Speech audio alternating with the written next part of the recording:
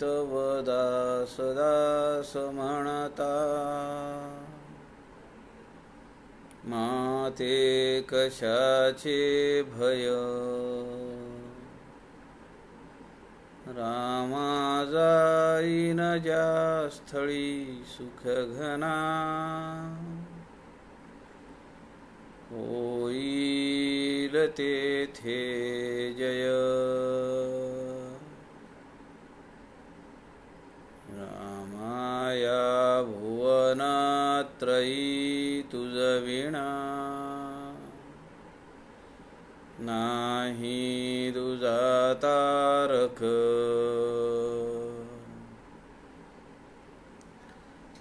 रामा तू सकलार्थ पूर्ण करीशी, तू तात मी बालक.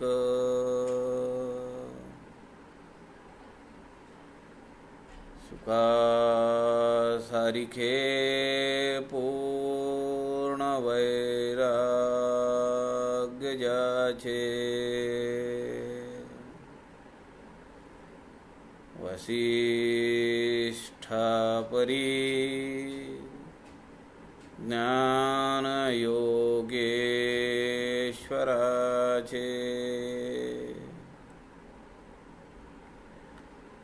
कवी वाल्मिकी सारिखा मान्य ऐसा, नमस्कार माझा सद्गुरु रामदासा.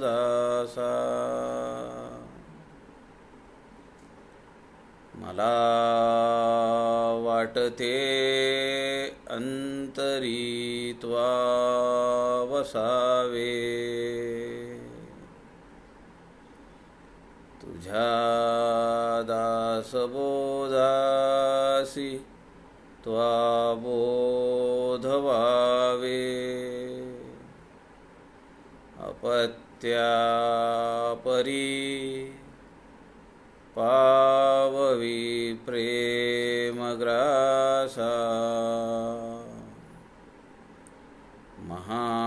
महाराजया सद्गुरु रामदासा. जय जय रघुवीर समर्थ, सब संतन की जय.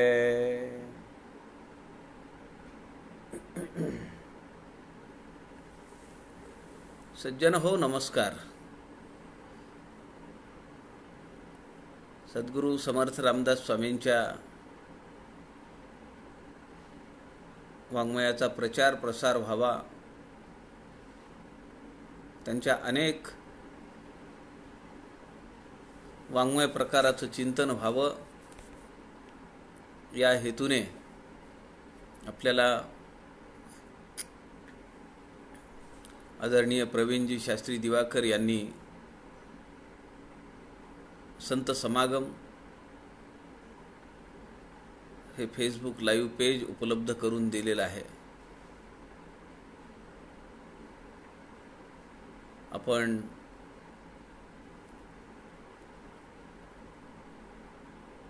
या व्यासपीठाच्या माध्यमाने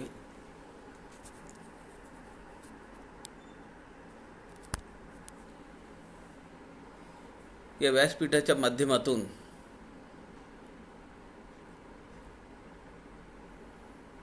समर्थांच्या वाङ्मयाचं चिंतन अभ्यास करण्याचा प्रयत्न करतो आहोत. सध्या आपण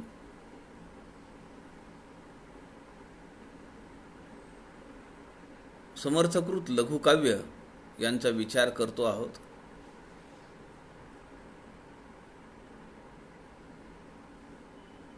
समर्थकृत लघुकाव्यांमध्ये समर्थांचा जुना दासबोधही येतो, ज्याला आपण 21 समासी दासबोध असं म्हणतो. 1340 ओव्या असलेला हा ग्रंथ आपण सध्या पाहतो आहोत.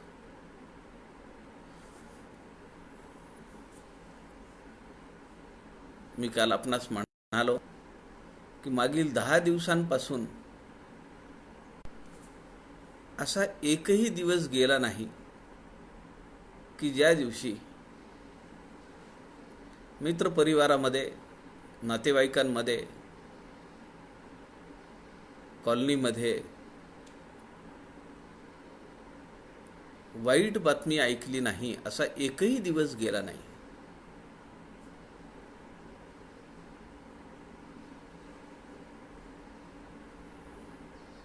आजही तसंच झालं, कालही तसंच झालं. कालचा तर दिवस फारच वाईट गेला.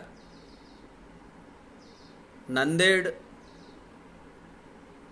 मध्ये कालचा आकडा हा सर्वोच्च अंक होता. 26 जण कोरोनाने गिळंकृत केले. 26 लोक.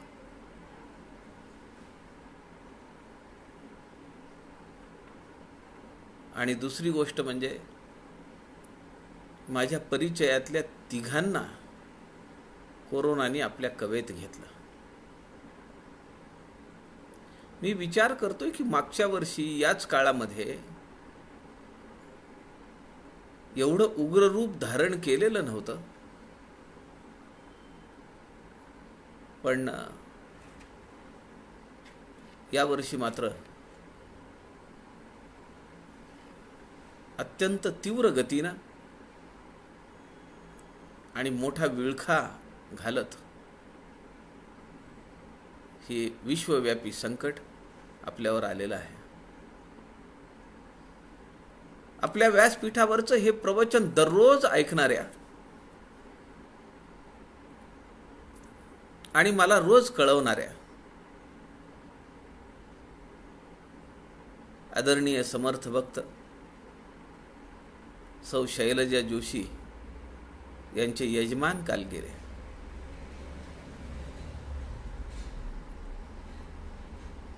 परवाच्या दिवशी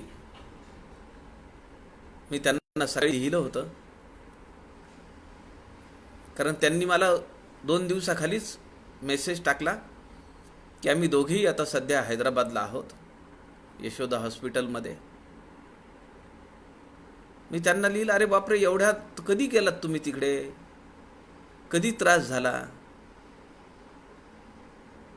आता तब्येत कशी आहे. त्यांनी मला परवाच्या दिवशी सकाळी 8:45 वाजता टाकलेला मेसेज आहे. त्यामध्ये त्या लिहित आहेत, महाशिवरात्रीच्या दिवशी सासऱ्यांची तिथी होती, त्या दिवशी काही मंडळी घरात जमली आणि त्यानंतर त्रास चालू झाला. सौ शैलजा जोशी, दासबोध सखोल अभ्यासार्थी क्रमांक 17/56, आदरणीय अपर्णा अभ्यंकर सांगलीच्या या त्यांच्या समीक्षक आहेत.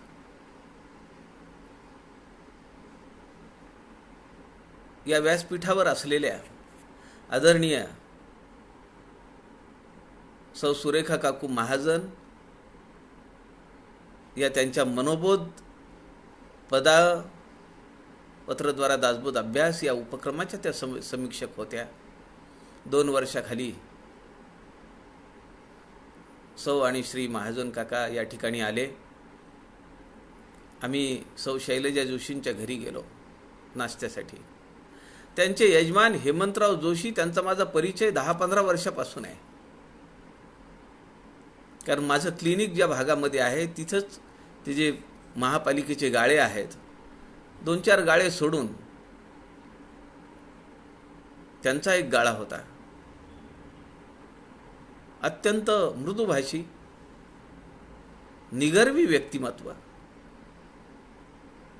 अत्यंत संयमित माणूस, कायम हास्यमुख.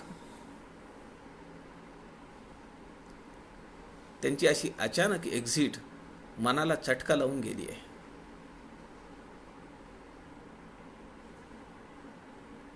खरं तर काही वर्षापूर्वी 7-8 वर्षापूर्वी ते मला म्हणाले होते की म्हणाले ते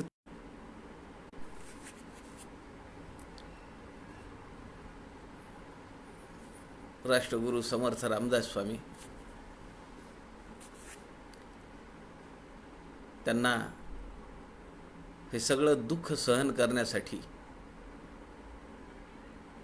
सामर्थ्य देवोत, बळ देवोत, शक्ती देवोत ही त्यांच्या चरणी प्रार्थना करूया. आपण सध्या ग्रंथराज जुना दासबोध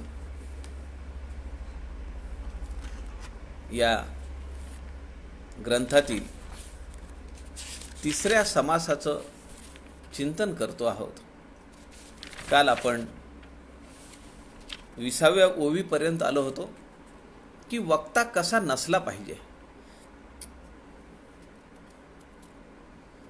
तो कायम संतापी आहे. कुणी काही विचारलं तर तो वस्कन अंगावर धावून जातो. माझी परीक्षा पाहतो का म्हणतो. जे बोलू नये, जे चुकीचं आहे ते भर सभेमध्ये ठणकावून सांगतो. रागामध्ये येतो. दुसऱ्याचं बोलणं त्याला बिलकुल सहन होत नाही. असा वक्ता समर्थ म्हणतात कुणाच्याही वाट्याला येऊ नये. पुढच्या ओव्या त्याचं चिंतन आज आपण करूया. आज नाथ षष्ठी आहे. एकनाथ महाराजांचं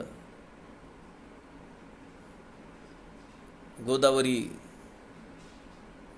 गंगेमध्ये त्यांनी प्रवेश घेऊन आपला देह संपवला.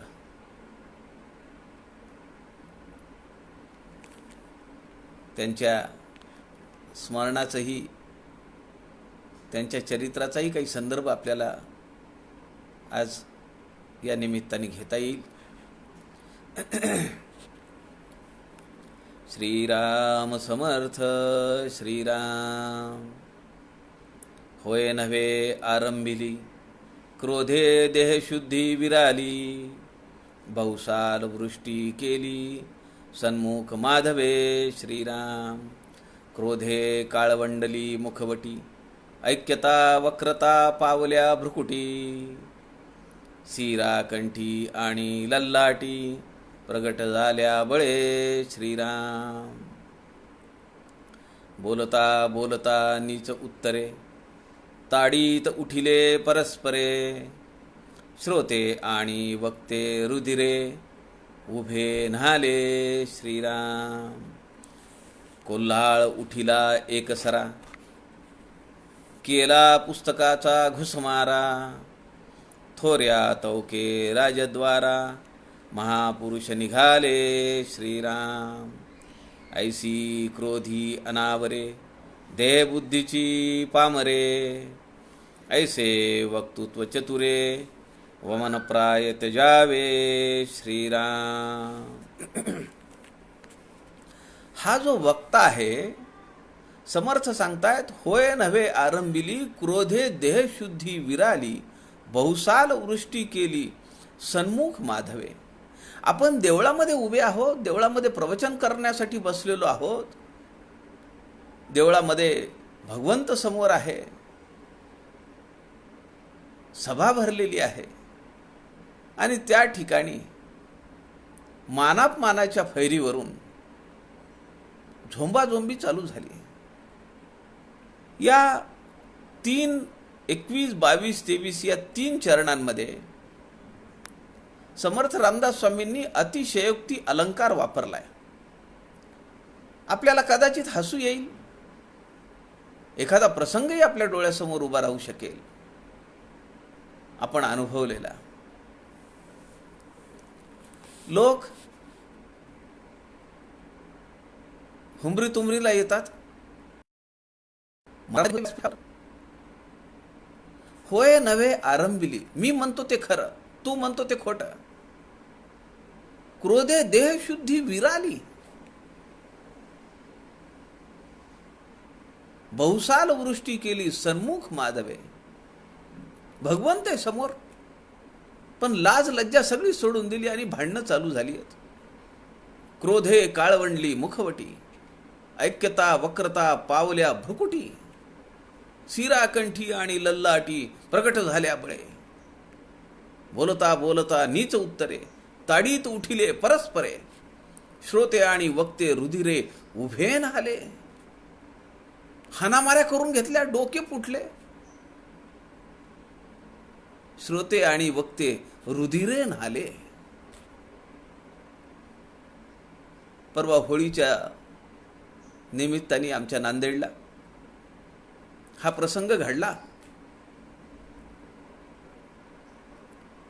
सगळ्या जगामध्ये, सगळ्या देशामध्ये कोरोनाने थैमान घातलेलं असताना त्यातल्या त्यात विशेष नांदेडमध्ये दररोज 1000च्या पुढे पॉझिटिव्ह लोक निघतायत. 15, 20, 25 लोक जात आहेत, बळी जात आहेत. अशा वेळी गर्दी होऊ नये म्हणून प्रशासनाने चर्चा करून नांदेडच्या सचखंड गुरुद्वारा साहेब यांच्या प्रशासनासोबत चर्चा करून निर्णय घेतला की कुठेही गर्दी नको. दरवर्षी जो हल्लाबोल कार्यक्रम असतो तो यावर्षी नको घेऊया. ठरलं तसं. पण काही लोकांचा उन्माद तो कारणीभूत झाला. कडे तुटले, हातात तळपत्या तलवारी होत्याच. किती पोलिसांना, किती नागरिकांना तलवारी लागल्या. आमच्या एका मोठ्या हॉस्पिटलचा एक पूर्ण मजला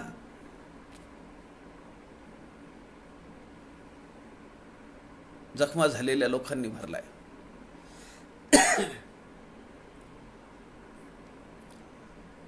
कुठे घेऊन चाललोत आपण? धर्माच्या नावाखाली, पंथाच्या नावाखाली. म्हणजे एवढी सत्सद्विवेक बुद्धी आम्हाला राहिली नाही की नको, दाटी नको व्हायला, लोक कमी राहावेत. आपण नाही का करत? आता रामनवमी आली ना, आम्ही जात नाही मंदिरामध्ये, मंदिर बंद आहेत. मग एवढी सत्सद्विवेक बुद्धी सगळ्यांना का नाही भगवंत देत?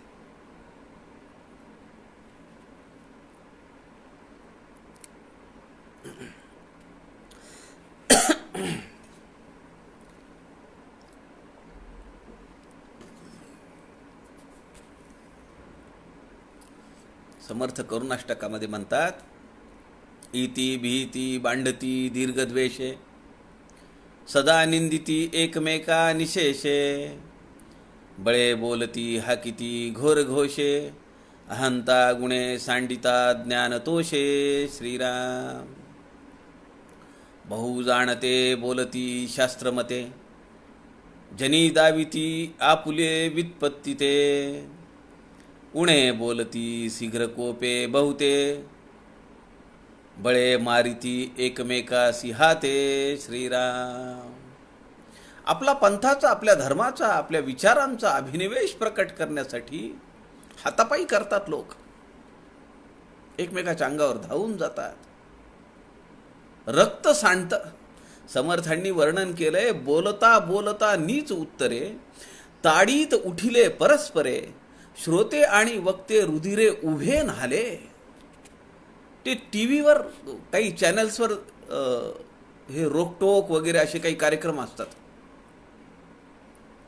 मला कधी कधी असं वाटतं, ते जे बोलत असतात ज्या अभिनिवेशाने, हे जर खरोखरच जर समोर राहिले तर एकमेकांचे गळे धरतील, गुद्दे घालतील, लाथा मारतील. इथपर्यंत मजल जाईल.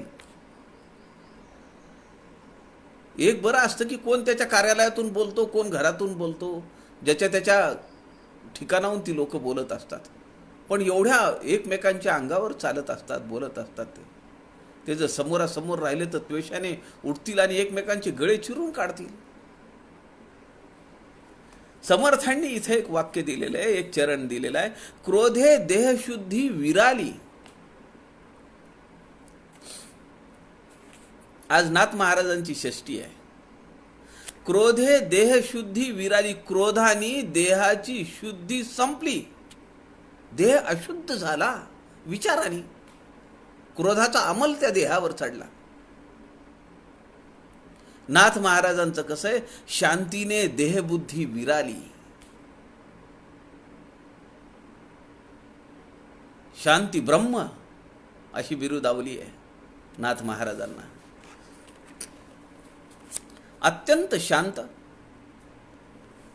अत्यंत विद्वान, अत्यंत तपस्सामर्थ्य आणि हीन दीन बहुजन समाजाप्रती अत्यंतिक कळवळा असा संत नाहीये ज्यांनी गाढवाला पाणी पाजलंय. असा संत नाहीये. बहुजन समाजाचं पोर वाळवंटात पडलेलं आहे, त्याला उचलून त्याला नाऊ माकू घालून अंघोळ घालून तेल वगैरे लावून त्याला पुन्हा वाड्यामध्ये सोडून आलेला असा संत नाही. आज त्यांची षष्ठी आहे. शांती ब्रह्म एकनाथ महाराज. आणि आज आमच्या काय योगायोग कसा असतो माहिती नाही, पण आज बरोबर मी नेहमी म्हणतो की आपल्यासारखी मंडळी, माझ्याजवळ काय आहे, आपल्यासारखी मंडळी ते सुचवत असतात, मला अभ्यासाला उद्युक्त करतात. मी ते सगळा सामा जमवतो आणि तुमच्या समोर मांडतो. मी तो हमाल भारवाही, फोडिले धन्याचे भांडार. अनेक धनी आहेत, भांडार फोडल्याचं पातक लागो का न लागो, परंतु ते करतोय.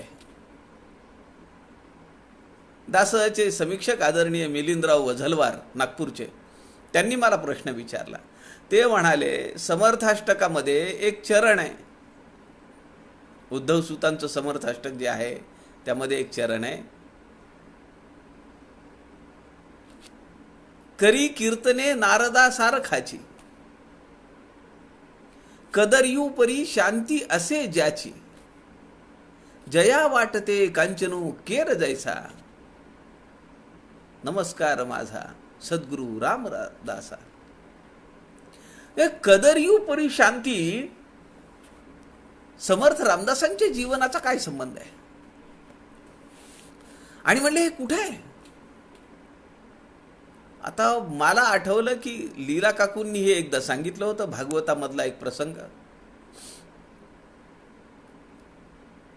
भागवतामध्ये हा प्रसंग आहे, कारण ती सगळी कथा ज्या आहेत त्या समर्थाष्टकातल्या त्या भागवताशी निगडीत आहेत.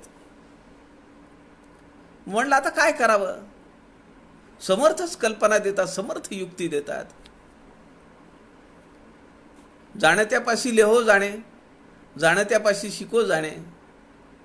मग जाणते कोण आहे, त्यांना फोन लावले. आमच्या नीलाताई अभ्यंकरांनी मला सांगितलं. त्या म्हणाल्या, एकादशी स्कंदामध्ये पहा, आपल्या संत समागम या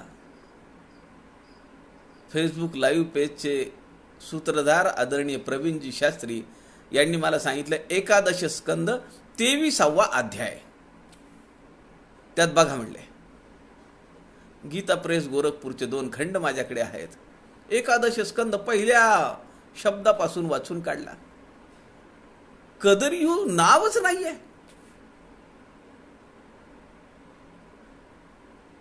पण 23वा अध्यायामध्ये एक कथा आहे, ती भिक्षू कथा या नावानी आहे. आणि हा जो माणूस आहे हा खूप कृपण आहे, कंजूष आहे. तो खूप धन अमाप संपत्ती जमा करतो. खरकट्या हाताने त्यांनी कधी कावळ्याला सुद्धा बाजूला हाकललं नाही. का? आपल्या हाताची शीत पडली तर तो कावळा खाईल. समर्थ स्वगुण परीक्षेमध्ये म्हणतात, मुंगीच्या तोंडामध्ये असलेला साखरेचा दाणा सुद्धा जो काढून घेतो असा कंजूस माणूस कदरियू. काही भागवतांमध्ये त्याचं नाव दिलंय, काही भागवतांमध्ये दिलेलं नाहीये. एवढा कंजूस माणूस, तो सगळं धन जमवतो आणि जमिनीमध्ये पुरून ठेवतो. कालांतराने त्याचे नातेवाईक येतात, ते जमिनीतलं धन घेऊन जातात. राजा येतो, राजा त्याच्यावर टॅक्स लावतो. काय काय काय काय सगळं राख राख रांगोळी होते त्या धनाची. तो कफल्लक होतो. त्याला वाटतं की मी जे धन जमा केलं हे मी माझ्या वैयक्तिक स्वार्थासाठी म्हणून ठेवलं, म्हणून ही अवस्था आली. मी समाजासाठी काही वापरलं नाही, नातेवाईकांसाठी, मित्रांसाठी मी कधीही त्याचा उपयोग केला नाही, पशुपक्ष्यांसाठी कधी उपयोग केला नाही. त्याला मोठी विरक्तता येते आणि तो भिक्षा मागत फिरत राहतो. संन्याशाच्या वेशामध्ये तो फिरतो. लोक ओळखतात याला की अरे हा तर हा कृपण आहे, मोठा कंजूस आहे, आणि हा अशी नाटकं करतोय. लोक त्याला पाडतात, मारतात, बांधून ठेवतात. अहो एवढंच नव्हे, त्याच्या मस्तकावर मलमूत्र विसर्जन करतात. हा कदरयोग. त्याची शांती ढळत नाही, कारण त्याच्या लक्षात येतं की भगवंताखेरीज या मानवी नरदेहामध्ये काहीही मिळवायचं नसतं, आणि मी ते मिळवून चूक केली, माझा आयुष्याचा नाश केला. त्याचं प्रायश्चित्त त्याला अनुताप होतो. त्याची शांती ढळत नाही. आता समर्थ रामदासांच्या शांतीशी याचा काय संबंध आहे? या लेवलला लोक गेले नाहीत, परंतु टाकळीच्या तपस साधनेमध्ये समर्थांना लोकांनी असाच त्रास दिलेला आहे. समर्थांची शांती तेव्हा ढळली नाही. एकनाथ महाराजांची शांती कधी ढळली नाही. म्हणून आज नाथषष्ठीचं महत्व आहे. शांतीने देहबुद्धी विराली. देहबुद्धी संपली नाथ महाराजांची सगळी. समर्थ या ठिकाणी म्हणतात की वक्ता असा असू नये, वक्त्यांनी संतप्त राहू नये, वक्त्यांनी वसवस करू नये. आशंका आल्या, किंत आले, त्यांचं निराकरण करत राहिलं पाहिजे. आपल्याला माहिती आहे की नाथांच्या चरित्रातले प्रसंग असे आहेत की नाथ महाराज जेव्हा प्रवचनाला बसायचे तेव्हा त्यांचा अख्खा वाडा पैठणचा भरून जायचा. चरित्रातला एक प्रसंग सांगतो की एक वडार दाम्पत्य, जागा नाहीये पण नाथांचं तर प्रवचन ऐकायचंय आणि कुणालाही निर्बंध नव्हता, कुणी कुठं बसावं. ते वडार दाम्पत्य सरळ नाथांच्या झोपायच्या खोलीत गेलं, त्या पलंगावर बसलं, मऊ गादी. आता त्याला कधी त्यांनी अनुभव घेतला नाही आणि नेहमी जशी प्रवचनामध्ये झोप लागते तशी त्यांना झोप लागली.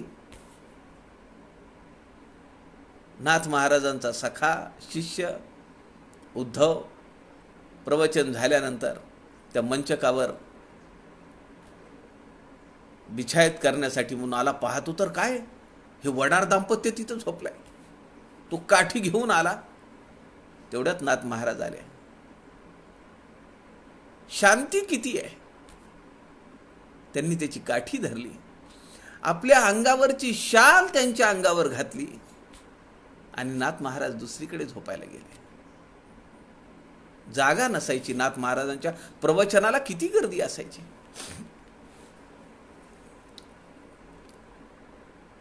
शांतिप्रिय नाथ,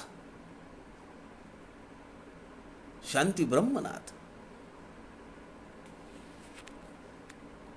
गावातल्या लोकांना असं वाटायचं की यांना का चिड येत नाही, का राग येत नाही.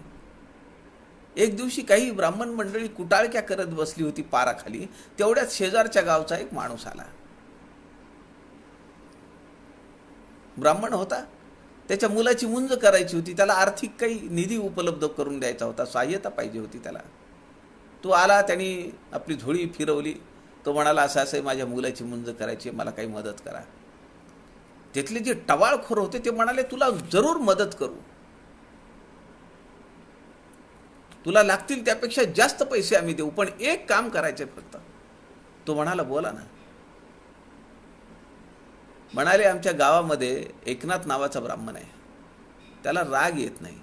तू त्याच्या घरामध्ये जा, काय तुला उच्छाद मांडायचा आहे तो मांड, त्यांना राग आणून दाखव. तुला आम्ही सगळा निधी, तुला काय किती पैसे पाहिजेत, किती द्रव्य पाहिजे ते आम्ही देतो. हा गेला. नाथ महाराज सोहळ्यामध्ये पूजेला बसलेले आहेत. याचे कळकट मळकटलेले कपडे, दुर्गंधी, वास येतोय कपड्यांना. आता लांबून कुठून चालत आलेला असेल, स्वच्छ नाहीये शरीर. तो गेला आणि सरळ नाथ महाराजांच्या मांडीवरच बसला.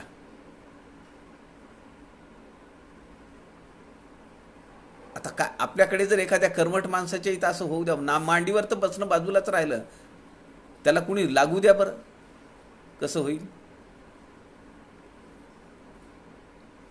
पण जसे समर्थ आहेत तसे समर्थांचे काका पण आहेत, तसेच आहेत. त्यांना कुठलाही विटाळ नाही, कुठलाही कर्मकांड नाही त्यांच्याकडे असलं. भेटो कोणी एक नर, धेड महारचा बार, त्याचे राखावे अंतर, या नाव भजन. काल आपण पाहिलं, रायाचे ते ब्रह्म सोवळे, परिवारासी ब्रह्म ओवळे, ऐसे तेथे असेची ना. ब्राह्मणाचे ब्रह्म ते सोवळे. नाथ महाराजही तसेच आहेत. नाथ महाराज त्याला म्हणाले, अरे थांब थांब थांब, मी पूजा करतोय, नीट बस. तुला बसायचं असेल तर, तुला बघायची आहे का पूजा मांडीवर बसून, पण नीट बघ. पूजा झाली, त्याला जेवायला बसवलं. स्नान कर म्हणाले, जेवण करूया आपण. तो म्हणला ठीक आहे, यांना तर राग येतच नाहीये. त्यांनी स्नान केलं, जेवायला बसला. जेवायला पानं वाढलेली, तो उठला का त्यांच्या पत्नीच्या पाठीवर जाऊन बसला, गिरजाबाईंच्या. नाथ महाराज म्हणतायत बायकोला. नाथ महाराजांची शांती म्हणजे कमालीची, आपण कल्पना करू शकत नाही. नाथ महाराज गिरजाबाईंना म्हणतात, अगं हळूच हा, बाळ पाठीवर बसलंय, पडेल. गिरजाबाई नाथांच्या पुढे आहेत. त्या म्हणाल्या, अहो काही हरकत नाही, 3 मुलं मी सांभाळलेली आहेत, गोदावरी, गंगा आणि हरिपंडित. 3 मुलं आहेत नाथांना, 2 मुली आणि 1 मुलगा. ही मुलं सांभाळलेली आहेत मी, पडू देणार नाही या बाळाला. मनातून अत्यंत खजील झाला तो ब्राह्मण आणि तो पाया पडला. तो म्हणाला, मला असं असं करायला सांगितलं. ते म्हणाले, अरे तू हे मला आल्याबरोबर सांगितलं असतंस तर मी तुला लगेच पैसे दिले असते, द्रव्य दिलं असतं. एवढं कशासाठी तू कष्ट घेतलेस. असे नाथ महाराज. आज नाथ षष्ठी. अहो जीवनामध्ये किती नाथांच्या प्रसंग आले, जसे आठवतील तसे सांगू, जसा काही संदर्भ आला तर. परंतु त्यांच्या ज्या पहिली मुलगी गोदावरी, तिचं नाव लीला, दुसरे चिरंजीव त्यांचे हरिपंडित, आणि तिसरी मुलगी गंगा. आपण घडीमध्ये एक भूपाळी म्हणतो, कृष्णाची भूपाळी आहे, गोपाळाची. उठी रे गोपाळा उघडी स्वरूप लोचना. ही भूपाळी नाथ महाराजांच्या नातवानी लिहिलेली आहे. त्याचा शेवटचा चरण असा आहे, जा रव्यसनी जीव हा जाला उदमी सुविचार, वासना कुंटिनीचा सहजे खुंटला व्यापार, लीला विश्वंभर स्वामी उठिला सत्वर, चाले मुक्तेश्वर संगे धरून या कर. मुक्तेश्वर हे नाथ महाराजांचे नातू आहेत. लीला विश्वंभर, लीला म्हणजे गोदावरी पहिली मुलगी, विश्वंभर गावातलाच मुलगा आहे. त्या दोघांचं लग्न झालेलं आहे आणि त्यांचा हा मुलगा मुक्तेश्वर. कृष्णाची भूपाळी फार सुरेख आणि अत्यंत गहन अर्थ असलेला आहे. उठी रे गोपाळा उघडी स्वरूप लोचना, सरली अविद्या राती उदयो झाला रविकिरणा, इंद्रिये गोधने नेई निर्गुण काणना, सुटली मानस वस्से तुझविन ना कळती कोणा. फार सुरेख भूपाळी आहे. या ठिकाणी नाथ महाराजांची जी शांती आहे ती शांती समर्थ रामदासांना अभिप्रेत आहे वक्त्याच्या अंगी. वक्ता कसा असला पाहिजे, प्रवचनकार कसा असला पाहिजे, निरूपणकार कसा असला पाहिजे, कीर्तनकार कसा असला पाहिजे, नाथ महाराज सांगतायत. पुढे समर्थ म्हणतायत, कोल्हाळ उठिला एकसरा, केला पुस्तकाचा घुसमारा, थोऱ्या तवके राजद्वारा, महापुरुष निघाले श्रीराम, ऐसी क्रोधी अनावरे देहबुद्धीची पामरे, ऐसे वक्तृत्व चतुरे वमन प्राय त्यजावे श्रीराम. अशा माणसाचं वक्तृत्व, अशा माणसाचं व्याख्यान, प्रवचन, निरूपण, कीर्तन चतुर माणूस जो आहे त्यांनी त्याचा त्यागच केला पाहिजे. कारण ते दुर्गुण आपल्या अंतःकरणात उतरण्याची शक्यता आहे. अनेक दिवस जर अशा तपीळ माणसासोबत जर राहिलो तर आपला स्वभाव सुद्धा तसा होतो. कोल्हाळ उठीला एक सरा, भांडणं लागली आहेत. आपण अगोदरच्या चरणामध्ये सांगितले, बोलता बोलता नीच उत्तरे एकमेकाला घालून पाडून बोलतायत, हमरीतुमरीवर येत आहेत, गळे धरलेत, कपडे फाटलेत, तलवारी काढल्या, सपासप वार झाले, रुधिरे नाले. अक्षरशः हा शब्द आमच्याकडे होळीच्या दिवशी झाला, दुसऱ्या दिवशी धुलीवंदनाच्या दिवशी खूप पोलीस लोकांना 40-45 लोक आत्ता रुग्णालयात दाखल आहेत. कुणाला टाके पडलेत, कुणाचे अत्यंत खूप खोल घाव झालेत. बोलता बोलता नीच उत्तरे ताडीत उठिले परस्परे, श्रोते आणि वक्ते रुधिरे न्हाले. समर्थ म्हणतात, कोल्हाळ उठीला एक सरा, सगळी गडबड धामधूम झाली, काहीच पत्ता लागे ना कुणाला. काय झालंय, कोण कुणाला मारतय. केला पुस्तकाचा घुस मारा, थोऱ्या तवके राजद्वारा महापुरुष निघाले. अशा वेळी मी दिलेलं भाषण किती योग्य आहे अशा तोऱ्यामध्ये काही माणसं तिथून निघाली. केला पुस्तकांचा घुस मारा. दोन गोष्टी आहेत. वक्त्याने घुसमारा केला, पुस्तकातलं ज्ञान पाजळून दाखवलं, शब्द पांडित्य. दुसरा त्याचा अर्थ आहे, वक्ता काहीतरी खोटं सांगतोय आणि श्रोत्यांना माहिती आहे कुठल्या ग्रंथात काय लिहिलेलं आहे. दोन्ही अर्थ लागू आहेत. केला पुस्तकाचा घुसमारा, वक्ता करतोय किंवा श्रोता करतोय, अरे हे खोटं सांगतोय माणूस, आणि म्हणून भांडणं लागलेली आहेत. थोऱ्या तवके राजद्वारा महापुरुष निघाले. मला एक प्रसंग आठवतोय. नांदेडला एका पुस्तकाचं प्रकाशन होतं. पुस्तकाचे लेखक माझ्या कॉलनीतले आहेत. झाली त्याला 7-8 वर्ष सहज झाली. पुस्तकाचं प्रकाशन होतं. महाराष्ट्रातले प्रसिद्ध कवी त्या ठिकाणी पुस्तकाच्या प्रकाशनासाठी बोलावले होते. त्यांचं मुख्य भाषण झालं. त्या अगोदर एक जण बोलले. आता त्यांच्या बोलण्यात काहीतरी विसंगत वगैरे असा आला असेल, पण तो क्षुल्लक विषय होता. हे जे महाराष्ट्रातले प्रसिद्ध कवी आहेत त्यांनी तो मुद्दा एवढ्या अभिनिवेशाने खोडून काढला, म्हणजे त्यांना असं काय माहिती नाही, अगोदरचे काही त्यांचे संबंध बिघडलेले होते, काय होते माहीत नाही, पण ते अशा अभिनिवेशाने बोलत होते, अशा आविर्भावाने बोलत होते. आता बरा सापडलास, तुला सोलूनच काढतो. आणि त्यानंतर मी त्यांची देहबोली पाहिलेली आहे की जी आज मला इथं समर्थांचे हे चरण वाचताना माझा तो प्रसंग लक्षात पुढे उभा राहिला. थोऱ्या तवके राजद्वारा महापुरुष निघाले. तो असाच चालतो. त्यांनी हातातलं जे त्यांचे जे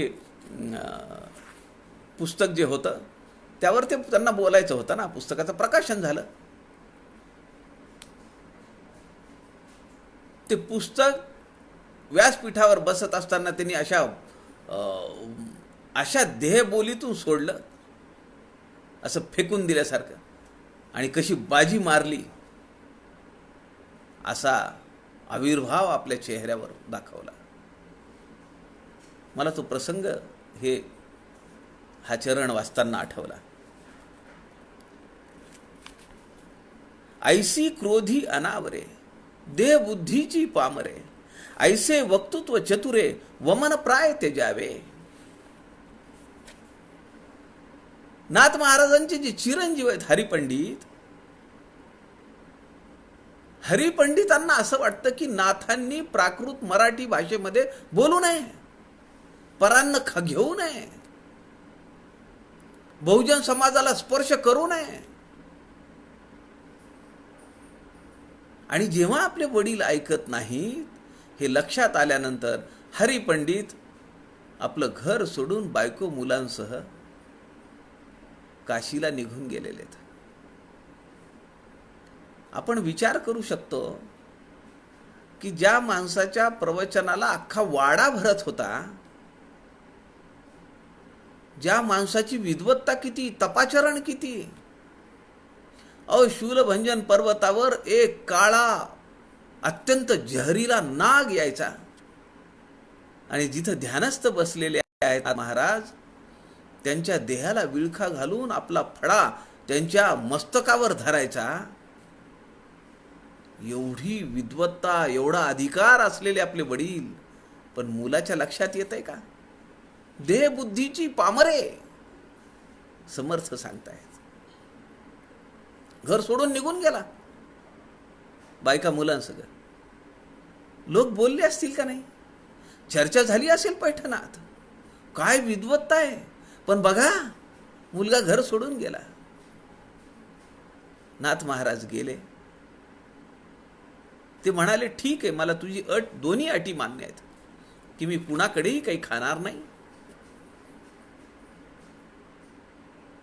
आणि मराठीमध्ये बोलणार नाही.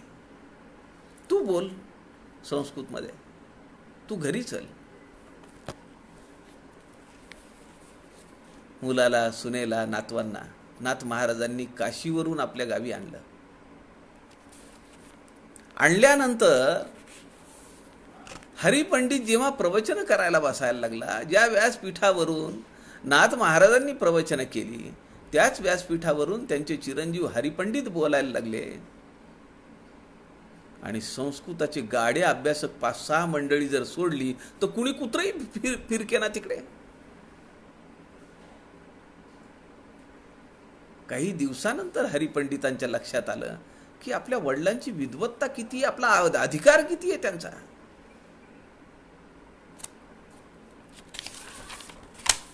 नाथ महाराज एका अभंगामध्ये म्हणतात, ते म्हणतात की ही जी भाषा आहे ही भगवंतानी केली नाही का, फक्त संस्कृतच भगवंतानी भाषा केली आहे का, असा एक अभंग आहे.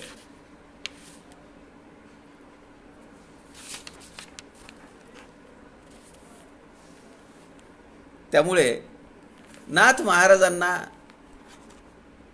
त्यांचं महत्त्व हे हरिपंडितांच्या लक्षात आलं आणि हरिपंडितांनी सांगितलं की मी ज्या तुमच्यावर 2 अटी टाकलेल्या होत्या त्या अटी मी आजच्या दिवसापासून मागे घेत आहे. आई वडिलांचं मोठेपण मुलांना लक्षात येणं समाजाला समजतं, पण ते त्यांच्या घरातल्या लोकांच्या लक्षात येत नाही. जिथं पिकतं तिथं विकत नाही, अतिपरिचयात अवज्ञा, असं होतंय. समर्थ या ठिकाणी म्हणतायत, अति निरोधे उपजे त्रास, मोडे श्रोतयांचा हव्यास, ऐसा वक्ता तो कर्कश, तोही नको. कर्कश बोलणारा, आपलंच मत दामटून टाकणारा असा वक्ता नको. काजो वर्मे लक्ष्मी बोले,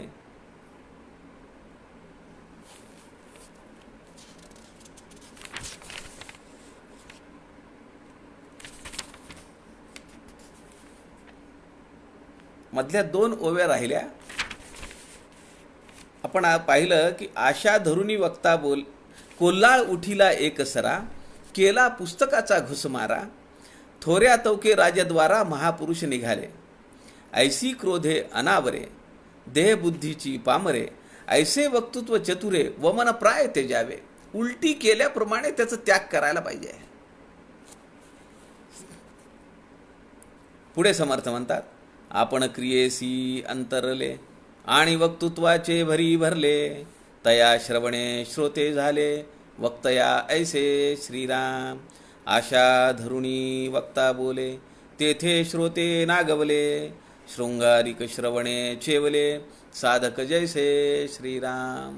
शृंगारिक वर्णन करू नये, स्त्रियांच्या अवयवांचं वर्णन करू नये, काही अपेक्षा ठेवून बोलू नये, मोले कीर्तन करू नये, मोल यात्रा घेऊ नये. किती वेळा समर्थांनी सांगितलंय, पैशासाठी अर्थप्राप्तीसाठी बोलू नये, अर्थप्राप्तीसाठी कीर्तन करू नये, यात्रा करू नये.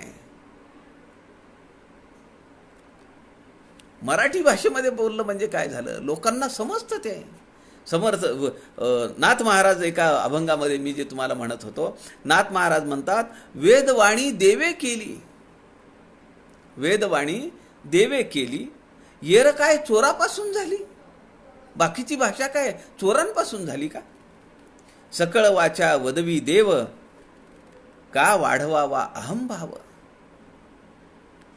हरिपंडिताला नाथ महाराज म्हणताय, का संस्कृताचा एवढा अहंकार घेऊन मनात बसलायस, कशासाठी हा अहंकार वाढवायचा. आशा धरुनी वक्ता बोले, तेथे श्रोते नागवले, शृंगारिक श्रवणे चेवले, साधक जैसे. कशाची अपेक्षा केली नाथ महाराजांनी, कशाची अपेक्षा केली समर्थांनी. आपल्या जवळचं ज्ञान भडभडवून लोकांना दिलं. हा समाज, हे राष्ट्र उद्धार झालं पाहिजे, त्याचं उन्नयन झालं पाहिजे, उद्धरण झालं पाहिजे, ही एकमेव भावना संतांच्या अंतःकरणात असते. बहु श्रवणे घटेल झाला, ताडे तोडे शिकोनी आला, तया वक्तृत्वे श्रोतयाला, स्वहित न घडे श्रीराम. वक्ता पाहिजे अनुभवाचा, ज्ञाता नसावा पुस्तकीचा, पुस्तक ज्ञाने श्रोतयाचा, भ्रम तुटेना सर्वथा श्रीराम.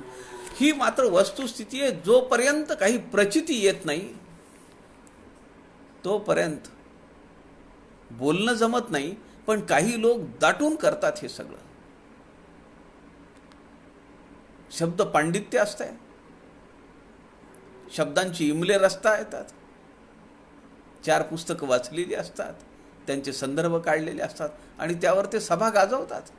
समर्थ या ठिकाणी म्हणतात, वक्ता पाहिजे अनुभवाचा, ज्ञाता नसावा पुस्तकीचा, पुस्तक ज्ञाने श्रोतयाचा, भ्रम तुटेना सर्वथा. नुसत्या पुस्तकाच्या ज्ञानावर जी काही पोपटपंची आपण करू, त्यावर श्रोत्याच्या मनामध्ये आलेली आशंका फेडता येत नाही. काहीतरी आपलं लागतं ना. मग ते धीट काव्य झालं. 4 गोष्टी जमवल्या आणि चारोळी म्हणून दिल्या टाकून. जेव्हा नाथ महाराज आले 12 वर्ष तप करून, तेव्हा ती जी प्रवचनं घडायला लागली, त्या प्रवचनांना जागा नसायची वाड्यामध्ये. त्याच्या पाठीमागे पार्श्वभूमी आपण पाहिली आहे का. 10 वर्षाचं वय असताना नाथ महाराज गेले जनार्दन स्वामींकडे. 50 मैलांवर पैठणपासून 50 मैलांवर असणारा तो देवगिरी किल्ला, तिथं जायला सांगितलं. आकाशवाणी झाली. अहो, वयाच्या 10व्या वर्षी आकाशवाणी होते काय, आणि हे बाळ घरातून निघतंय काय न सांगता. आपल्या आजोबांना आजीला सांगितलं नाही, आईवडील नाही आहेत, आजोबांनी प्रतिपाळ केलेलं आहे, पालनपोषण केलेलं आहे. नाथ महाराज घरातून बाहेर पडले, जनार्दन स्वामींकडे आले, सेवा केली. किती तप केलं, कशी सेवा केली. अहो, नाथ महाराजांच्या चरित्रातले प्रसंग असे आहेत. नाथ महाराज जर आपल्या सद्गुरूंचे, जनार्दन स्वामींचे पाय चेपत जर रात्री बसले, आणि समजा पाय चेपत असताना जर जनार्दन स्वामींना झोप लागली. त्यांनी काही सांगितलं नाही, खुणवलं नाही, पुरे म्हणाले नाहीत आणि झोप लागली. नाथ महाराज रात्रभर पाय चेपत बसलेलेत. किती सेवा आहे हो. तद्विद्धी प्रणिपातेन, त्याशिवाय अधिकार नाहीये. सेवा केली पाहिजे. 12 वर्ष सर्व संघ परित्याग करून नाथ महाराज तिथं राहिलेले आहेत. नाथ महाराज हे एकमेव शिष्य आहेत, एकमेव संत आहेत. जसं मी तुम्हाला म्हणालो की गाढवाला त्यांनी पाणी पाजवलं. बहुजन समाजाचं बाळ वाळवंटात होतं, त्याला उचललं, नाहू माखू घातलं आणि पुन्हा त्या वाड्यामध्ये नेऊन सोडवलं चांगले कपडे घालून. नाथ महाराज हे एकमेव संत असे आहेत की ज्यांनी सद्गुरूंसाठी युद्ध केलेलं आहे. त्यांचे सद्गुरू जनार्दन स्वामी हे सरदार होते, यवनाच्याच दरबारी होते आणि मनात असलेली खंत जनार्दन स्वामींच्या अभंगामध्ये सुद्धा व्यक्त झालेली आहे की मी हीन लोकांची चाकरी करतो आहे. स्वतः जनार्दन स्वामी लिहित आहेत अभंगामध्ये. त्यांना खंत आहे. जनार्दन स्वामी एकदा अनुष्ठानाला बसले आणि यवन चालून आला. यवनामध्ये सुद्धा लढाया व्हायच्या ना. आता आपले स्वामी सद्गुरू जे आहेत ते अनुष्ठानाला बसलेले आहेत. काय करावं नाथ महाराजांनी? अहो, ते घोड्यावर स्वार झाले, अंगरखा घातला, चिलखत घातलं, जिरेटोप घातला, हातात तलवार घेतली, ढाल घेतली आणि युद्धाला उतरले. आणि ते युद्ध जिंकलं. ते परतवून लावलं यवनांना. त्यांनी जे परचक्र आलं होतं ते परत पाठवलं. एकमेव संत एकनाथ महाराज आहेत. आणि तरी ते काय शांती ब्रह्म आहेत.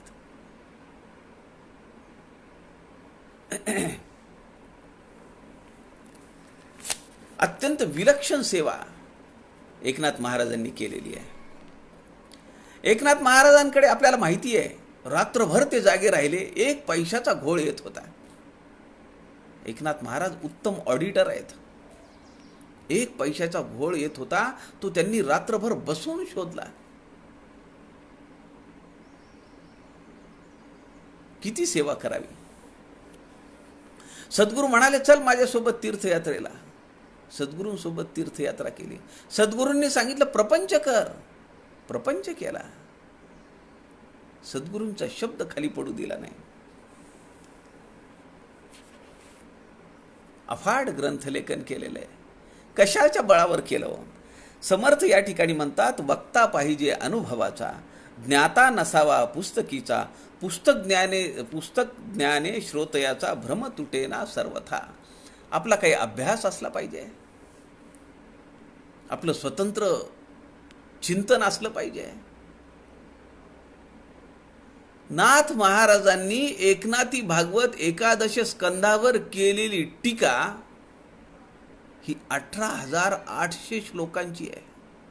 मूळ श्लोक किती आहेत? 1,300-350 श्लोक आहेत. 1,350 श्लोक आहेत आणि त्यावर 18,800 श्लोकांची टीका केलेली आहे नाथ महाराजांनी. अहो, हे तर काहीच नाही. भावार्थ रामायण नाथ महाराजांनी लिहिलेलं आहे. 40,000 ओव्यांचं भावार्थ रामायण आहे. हे 40,000 ते 18,500. बाकीची स्फुट काव्य किती आहेत नाथ महाराजांची?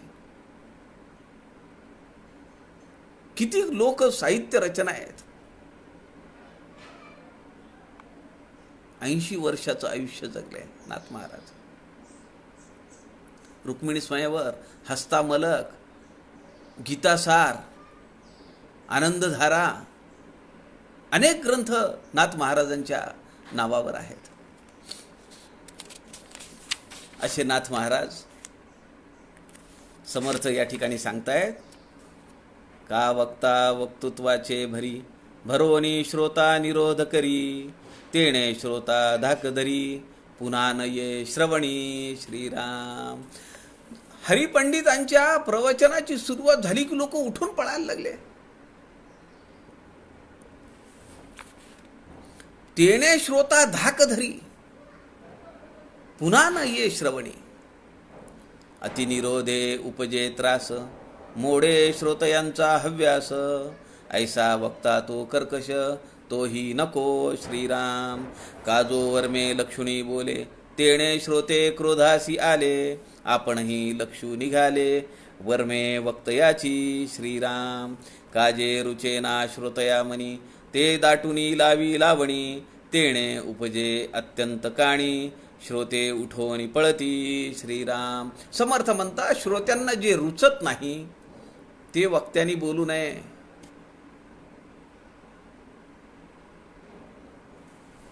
श्रोत्यांच्या वर्मावर बोट ठेवून बोलू नये, उणीवांवर बोट ठेवून बोलू नये, आणि वेळ संपल्यानंतर तर बोलूच नये.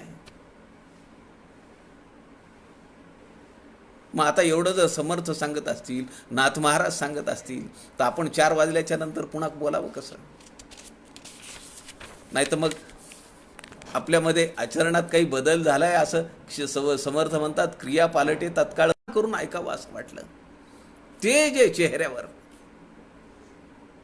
आळंदीला मी होतो 2 वर्षाखाली, नाथ महाराजांचं कीर्तन झालं, योगीराज स्वामींचं कीर्तन झालं, योगीराज महाराजांचं. मी त्यांच्या जवळ जाऊन म्हणालो, मी समर्थांच्या वाङ्मयाचा अभ्यास करतोय. त्यांनी असा खांद्यावर हात टाकला. अहो काय आयुष्यातला क्षण आहे मला सांगा तुम्ही. एका हातामध्ये तंबोरा, डोक्यावर पगडी आणि खांद्यावरून हात टाकून त्यांनी मला जवळ घेतलं. त्यांनाही वाटलं की आपल्या कुठेतरी जवळचा पदर लागतोय कुठेतरी याला. नाथ षष्ठीचं अजून एक महत्व आहे की एकमेव संत एकनाथ महाराज आहेत असे, ज्यांच्या सद्गुरूंचा जन्म आजच्या दिवशी झालेला आहे. फाल्गुन वैद्य 6. आपल्या सद्गुरूंचा जन्म, सद्गुरूंचं निर्याण सुद्धा फाल्गुन वैद्य 6 आहे. नाथ महाराजांना अनुग्रह झाला फाल्गुन वैद्य 6. स्वतः नाथांनी गोदावरीमध्ये प्रवेश करून देह ठेवला फाल्गुन वैद्य 6. असा संत दुसरा नाहीये. अनेक आयामांनी भरलेलं असं नाथ महाराजांचं जीवन आहे. जुना दासबोध या समर्थांच्या 21 समासी दासबोधातल्या उरलेल्या ओव्यांचं निरूपण आपण उद्या दुपारी 3च्या सत्रामध्ये करूया. आपल्या सगळ्यांच्या हृदयस्थ परमेश्वरास वंदन करतो. झालेली सेवा समर्थांच्या चरणी अर्पण करतो. जय जय रघुवीर समर्थ.